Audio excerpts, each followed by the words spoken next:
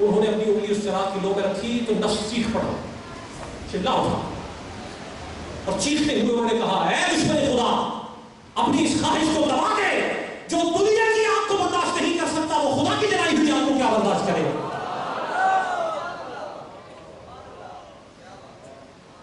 اور روایات میں آتا ہے کہ جہنم کی آگ اللہ نے 70 مرتبہ بجھائی، جلا کر بجھائی اور پھر اس کو جلایا، سفید کی گئی، کالی کی گئی، روشن کی، کتنی مرتبہ اس کو روشن کیا گیا اور دہک رہی ہے، اور دنیا کی آگ سے 70 گنا زیادہ اس کی دہکان، اس کی تپش ہے۔ اور میں نے بتا دیا کہ اگر بیل کے ناک کے برابر بھی اس کا دانہ کھول دیا جائے تو سب کے دماغ پگھل کر رہ جائے۔ وہ جہنم، اس بزرگ نے اپنے نفس کو اس طرح سے اصلاح کی طرف لایا۔ لیکن آپ گھبرائیں مت، اپنی اصلاح ضرور کریں۔ اللہ تعالیٰ نے اپنا حبیب محمد مصطفیٰ صلی اللہ علیہ وسلم اپنی امت کے لیے کسی خاص مقصد کے لیے بھیجا، اسی کریم کے لیے بھیجا۔ مکاشفۃ القلوب کے اندر امام غزالی نے نقل کیا ہے کہ قیامت کے دن ایک شخص کو لایا جائے گا کہ جس کے اعمال کا پلڑا بہت ہلکا ہوگا، نیکیوں کا، اور اس کے گناہوں کا پلڑا بہت بھاری ہوگا، جہنم یقینی ہوگی۔ حکم کر دیا جائے گا کہ اس کو جہنم کی طرف لے جائے گا۔ بس جیسے ہی حکم ہوگا تو اس شخص کی آنکھ کی جو پلک ہے اس کا ایک بال اللہ کی بارگاہ میں عرض کرے گا، مولا تیرے رسول پاک نے دنیا میں فرمایا تھا کہ جو اللہ کے خوف سے روئے گا وہ جہنم میں داخل نہیں ہوگا، تو مولا یہ تو نہیں رویا تھا لیکن ایک دن میں تیرے خوف سے رویا تھا۔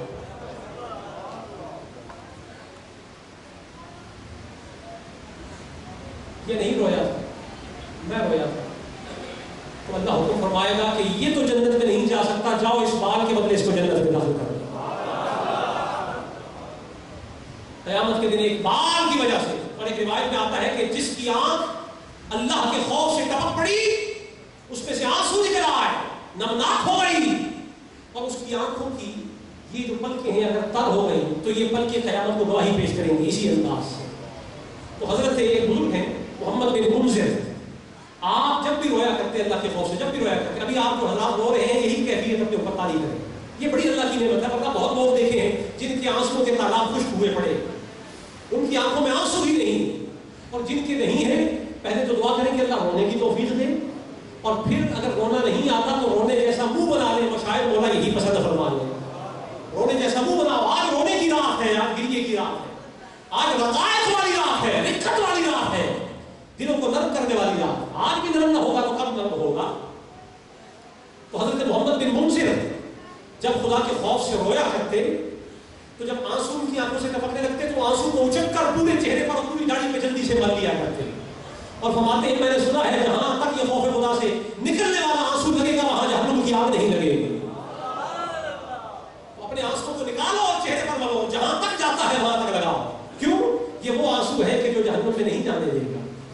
اور ہدایت الہدایہ میں یہ روایت موجود ہے، اسے امام غزالی نے مکاشفۃ القلوب میں نقل کیا ہے، فرماتے ہیں کہ قیامت کے دن جب جہنم کو کھینچ کر لایا جائے گا اور اسے افراد حشر کے سامنے قریب کیا جائے گا تو جہنم میں سے خوفناک آوازیں نکلیں گی، ہر بندہ دہن جائے گا، ہر بندہ دہن جائے گا، اور پھر اس میں سے ایک آگ نکلے گی، اور یہ وہ لمحہ ہوگا جب سب امتی امتی کہتے ہوں گے اور حضور امتی امتی کہتے ہوں گے، سب نفسی نفسی کر رہے ہوں، یہ وہ لمحہ ہوگا۔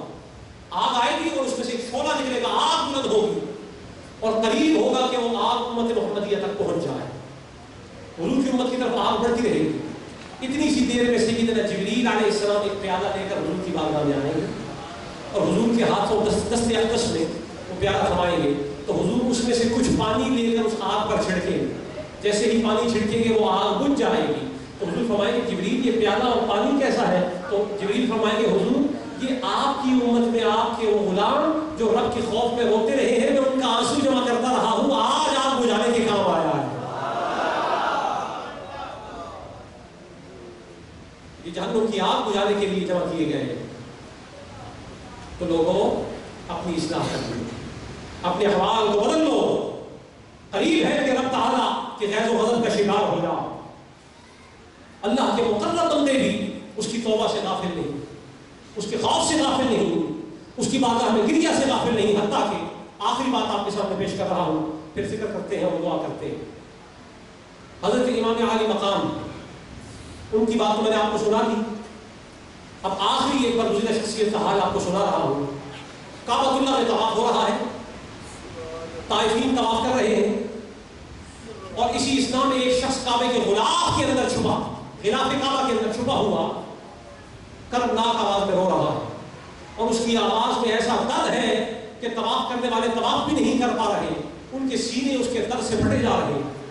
ایسے درد سے وہ کہہ رہا ہے، کہہ رہا ہے خدایا میں تیری مخلوق کا بڑا گناہگار ہوں، میرے جیسا گناہگار کوئی نہیں، میرے جیسا بدکار کوئی نہیں، میرے جیسا روسیاب کوئی نہیں، میرے گناہ تیری مخلوق میں سمندر کے قطروں سے بھی زیادہ ہے، میرے گناہ تیری مخلوق میں درختوں کے پتوں سے بھی زیادہ ہے، تیری مخلوق میں اتنے ذرے نہیں ہیں جتنے میرے گناہ ہیں، میں اتنا گناہگار.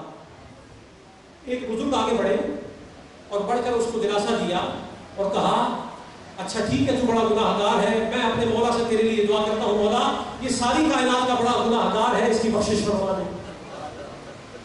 لیکن اے کائنات کے بڑے گناہگار، اتنا رونے والے، گریہ پیش کرنے والے اور اتنے گناہ کرنے والے، ذرا اپنا چہرہ تو دکھا دے تو ہے کون.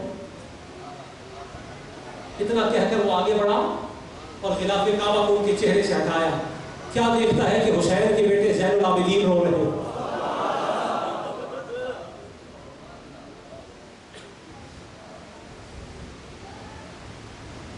سیدنا امام زین العابدین،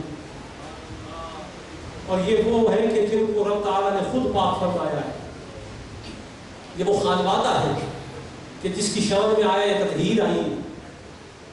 اگر امام زین العابدین ان بزرگوں نے کہا وہ روئے، اب وہ بزرگ روئے اور رو کر کہنے لگے اے سید السجاد، امام سیدنا زین العابدین، اگر آپ کا یہ حال ہے تو پھر ہمارا حال کیا ہوگا.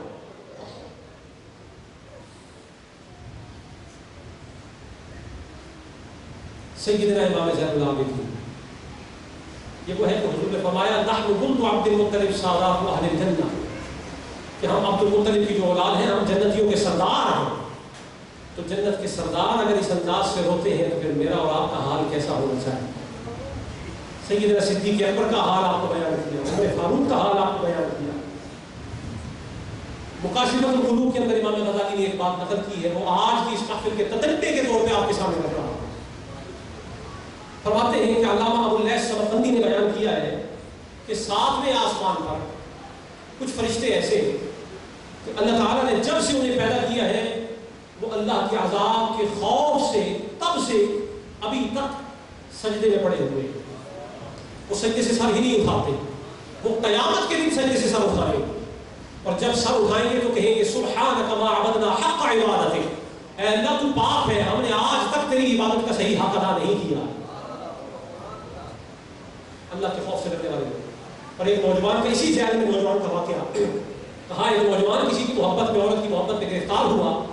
وہ اپنے شہر سے باہر نکلی، جب اپنے شہر سے باہر نکلی تو یہ نوجوان بھی اس کی محبت میں گرفتار تھا، اس کے پیچھے پیچھے چل دیا. ایک جنگل میں جا کر انہوں نے پڑاؤ کیا. رات کو جب وہ سارے سو گئے تو یہ ڈھونڈتا ڈھونڈتا اس عورت کے پاس چلا گیا. اس کو جگایا، جگا کر کہا کہ میں تیری محبت میں یہاں تک آیا ہوں. اس عورت نے کہا کہ جا کر قافلے والوں کو دیکھ لے کہ سارے سو گئے ہیں. وہ گیا، جا کر اس نے دیکھا، واپس آیا، پوری تسلی کرنے کے بعد آ کر کہنے لگا ہاں کوئی جاگ نہیں رہا، سب سو رہے ہیں. اس نے کہا پکی بات ہے سب سو رہے ہیں؟ اس نے کہا ہاں سب سو رہے ہیں. اس نے کہا پھر خدا کے بارے میں تیرا کیا خیال ہے؟ اس نے کہا وہ تو کبھی نہیں سوتا، اس کو تو اونگ بھی نہیں آتی. اس نے کہا اگر دنیا دار جاگتے ہو تو تو گناہ نہیں کرتا، اور خدا جاگ رہا ہے اور تو گناہ کرتا ہے. وہ لڑکا رضا ادھر ہی توبہ کی اور اپنے گھر رخصت ہو گیا. کچھ عرصے کے بعد اس کا جب انتقال ہوا تو کسی نے اس سے خواب میں پوچھا کہ بتا موت کے بعد تیرا حال کیا ہے، کیا گزری تیرے اوپر؟ اس نے کہا کہ میں خدا کے خوف سے ایک گناہ چھوڑا ہے، خدا نے سارے معاف فرما دیے، سارے گناہ معاف میرے ہو گئے. تو قیامت کے دن اللہ تعالیٰ بخشش بھی اسی انداز سے فرمائے. ایک شخص جو قیامت کے دن جہنم جنت کی طرف لے جایا جا رہا ہوگا زنجیروں میں باندھ کے، وہ محبت مصطفیٰ میں مستغرق ہوگا. بات ختم ہو گئی، محبت اب آپ کا اور میرا حال ہے، یہ سنے بغیر بات پوری نہیں ہوگی. मोहब्बत मुस्तफ़ा में मदहोश एक शख्स को जंजीरों से खींच कर जन्नत की तरफ ले जाएगा, जंजीरों से खींच कर जन्नत की तरफ, क्योंकि वो मोहब्बत मुस्तफ़ा में मुस्तग़रक़ होगा, उसे होश ही नहीं होगा, तो फरिश्ते उसे बांध कर ले जाएंगे नूर की जंजीरों में। हदीस के अल्फाज है, फरिश्ते नूर की जंजीर से उसे लेकर जाएंगे। तो जब जन्नत के दरवाजे के सामने पहुंचेगा तो उसे होश आ जाएगा। जब उसे होश आएगा वो देखेगा मेरे जंजीरों से पैर हाथ बंधे हुए और मुझे खींच के ले जाया जा रहा है नूर की जंजीरों से। और इसी को मुकाशफतुल कुलूब के अंदर नकल किया गया है, मैं हवाला पेश करने का जिम्मेदार। तो वो जब देखेगा उसे होश आएगा तो फिर अपने आप को उल्टे पांव खींचेगा, पीछे की तरफ जाएगा, भागेगा और फरिश्तों से कहेगा कि मुझे जन्नत में न ले जाओ, मुझे जन्नत के खुदा की तलाश है, मुझे जन्नत के खुदा का पता बताओ। भागेगा, फरिश्ते फिर जन्नत की तरफ खींचेंगे। इसी इस्लाम में अल्लाह का इरशाद आएगा, फरमाएगा फरिश्तों ठहर जाओ, इसको छोड़ दो, इसका और मेरा मामला है, तुम मेरे और इसके दरमियान दखल हो, हट जाओ, हट जाओ बीच में से, अब मैं जानूं और मेरा वो महबूब बंदा जानूं। तो बस फिर खुदा होगा और महबूब बंदा होगा, और जो जज़ा उसको मिलेगी वो खुदा जानता है, और जिनको मिलने वाली है वो जन्नत में जाकर इसको जानेंगे। मैं अल्लाह पाक की बारगाह में दुआ करता हूँ कि आज आपके सामने जो इस्लाही बयान रखा है, रब ताला उसको अपनी बारगाह में कबूल फरमाए और हमारी हालत को आज की रात के सदक़े में बदल दे। हमारे ऊपर अल्लाह इनक़िलाब तारी फरमा दे, अपने पापों जैसा हालत फरमाए। वमा तौफ़ीक़ी इल्ला बिल्लाह अलैहि।